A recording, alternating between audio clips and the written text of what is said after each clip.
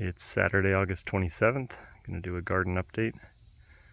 So I got kind of burned out after working hard on the garden in the early spring into the early summer. And with the heat of summer, heat and humidity, I find it kind of hard to stay motivated all the way through the summer. Also the stilt grass, which is that thing, is kind of everywhere, and it's pretty hard to stay on top of. So I sort of took a break through the summer. When did I start this thing? I guess I did start this kind of right in the middle of summer. Drove all the ground posts and bent the hoops.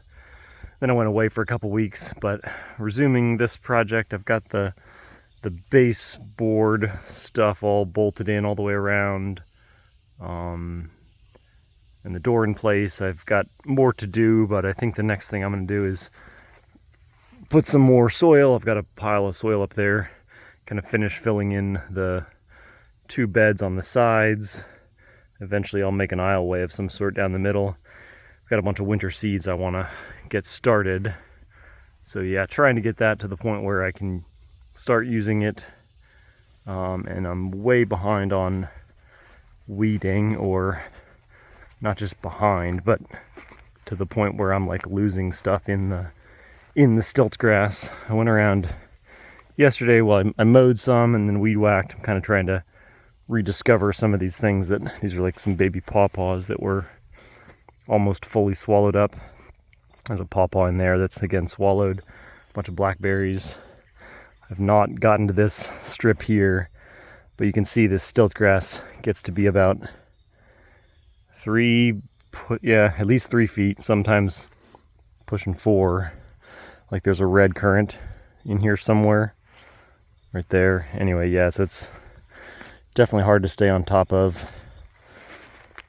but it's also kind of cool that you can more obviously see what does well on its own, or is able to.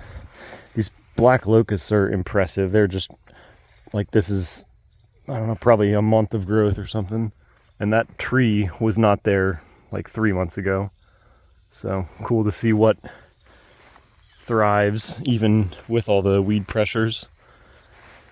But yeah, way behind on weeding, so I gotta come through and rescue all these guys. Aronia berries still hanging on. These have been here for a while. Actually pretty nice. Like once they get overripe, they're fairly sweet. There's a honeyberry in here somewhere. Right there, I can see the leaves. Cicada hanging out in there. So yeah, getting caught up, but certain things just don't. This is a Juneberry. I don't know, certain species or genuses even that I'm about ready to give up on. Others that do really well. This time of year, this has happened in past summers as well. Some sort of caterpillar gets into these pawpaws. So yeah, this has happened many times before, where the pawpaws kind of get denuded and don't look so good, but they bounce back. Not too worried about that. Again, lots of weeds. What is this, ragweed? Where else should I go? Here's a pawpaw that's doing really well and somehow doesn't have any or much caterpillar activity on it. This bed had squash and stuff. This is, I think, Allium tuberosa, garlic chives. It's like the one allium that grows really well, even with all this weed pressure. There were kales in here. This full bed was planted out with stuff, but it's all kind of melted. Here's my little pond. Pump's probably all clogged up. It's definitely not flowing like it was originally. And again, this bed was all planted out with stuff. And it's like some weedy solanum. Yeah, not much left. Some carrots, shiso or perilla, some okras in here, but not really able to keep up. A bunch of peppers in here. I see a red one, some yellow, And man, there are 4 raised beds in here, but you can't even tell. Black walnuts popping up and 7-foot tall lamb's quarters. So at some point I'm gonna try and reclaim those 4 guys. But that's gonna be a daunting task, even to just get in there with a weed whacker. Here's another black locust this is its 2nd year, but crazy how fast those grow. Again, there's some stuff in here kind of lost, although these are Hansen's bush cherries that I might rip out, so I'm not too concerned about them getting swallowed up.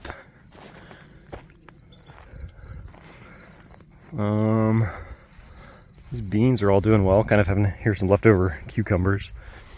Beans are having flowering for a 2nd time. Pretty sure the red ones already did flower earlier in the year and produced, I don't know what, maybe that's the rattlesnake pole bean. And this is the scarlet. Anyway, lots of beans. Asparagus patch over there is overgrown. This amber autumn olive has tons of fruit on it. Not quite ripe, they need a little longer. Some persimmons. This 3rd one has some fruit on it that's starting to get some color. Yeah, some orange. It'll be a while longer though. Oh, come around the end here. Jerusalem artichokes, including a couple that have escaped into the swale, out of control. And whenever we get any sort of windstorm, they flop over into the aisleways. They're quite unwieldy and annoying. But I did sort of get the mower through both sides. But yeah, very floppy. This was my potato bed. Potato and oca. And there definitely are potatoes in there that I'll harvest later on. Here's the oca flowering. Oxalis, like wood sorrel thing. I'm gonna take down these 2 feral mulberry trees soon. Grapes are doing all right. I see some muscadine grapes on this guy, which is cool. I tasted one off of another one a couple days ago, and it definitely wasn't ripe yet. I don't quite know what to look for, but grapes doing decently well. A couple in the middle here, not as much. Obviously, I need to get in and weed a little more.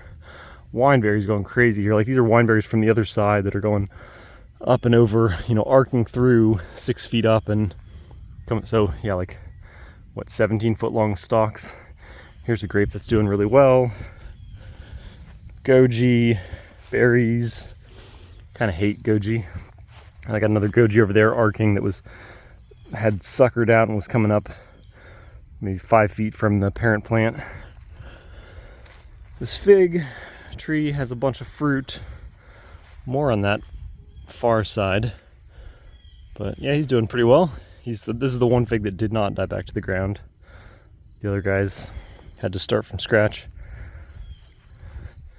Pears on this pear tree, although they're still rock hard. There's some, for some reason, this tree has pears, but the other 3 big ones do not. So I'm guessing the blossoms got whacked in the early spring. Some Asian pears that are a mess, but putting on some height, which is cool. I have to prune those. Here's the other goji. And, well, I mowed it down, but somewhere in here was where it was shooting up. Here's the Apios americana, climbing all over the place. Like, it gets to the top and then kind of comes back down, but I would say thriving. Pretty happy. Some beans with Apios intermixed. Beans not doing as well. And then these are hardy kiwi. I need to get in and clean up some of these guys, but he's over there. Just trying to keep him out of the fence. And for the most part, I'm doing okay on that. I need to fix a couple of them, but yeah, they're doing well. I've been warned that they can be quite aggressive and kind of get out of control, and you can kind of get a sense for that. You know, they're now, what, 15 feet from the plant, and I'm sure they go farther than that. These are blackberries that I need to ensure that they don't take root. Like, crazy how long some of these guys are. This is, well, the parent plant is there, so I don't know, 11 feet out, but need to try and corral these blackberries. Apple trees have not done well at all this year. That one looks all right, that one not so much. And then I've got two more that had some fruit. I think the squirrel got the fruit, but generally not super happy here. Here's the male hardy kiwi. What else? This is all just, I just kind of let this go. Eventually I'll do something in here. Big dogwood tree that I might take out. There's a cherry, and this is a sucker, I believe, off that cherry. Let's see. This is an apricot I'm gonna take out pretty soon. And I'm gonna put a European pear in that spot, since I'm kind of feeling like these 40-year-old pears are near the end of their production life. And then here I had a peach, plum there, another plum that I cut down, or mostly down there. You can see how vigorously this plum is sprouting from where I cut it. So I don't know, at least this time of year its vegetative growth is looking pretty happy, but I'm gonna fully remove those 3 stone fruit guys because they just weren't doing well. And again, put in some European pears, I believe, and I have another mulberry I'm gonna put in. But this is Girardi. It's a dwarf mulberry, and it's already flowering, and I guess gonna produce mulberry fruit. Kind of weird that I wonder if it would like ordinarily flower this late in the year. Probably not. Probably just because it kind of got a reset, having to live in a UPS truck for 2 days. It decided now was a good time, but that one's looking pretty happy. And then this is a Che, a seedless Che on an Osage orange rootstock. Looking pretty good as well. But yeah, the Girardi definitely looks happy. In the, maybe 3 weeks since I've planted it. This is all new growth from here. So definitely growing fast. I think that's sort of it.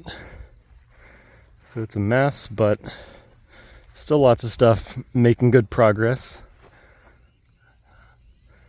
without too much tending. And I'm lazy. I don't feel like any summer I'm ever going to fully stay on top of weeding, at least around these perennial things. It's just too much to try and keep every single one of these plantings free of morning glory, and morning glory all the way at the top of pretty much all of these plants. It's quite hard to prevent that from happening. So, man, this Nanking, weird, all the leaves in the center are gone.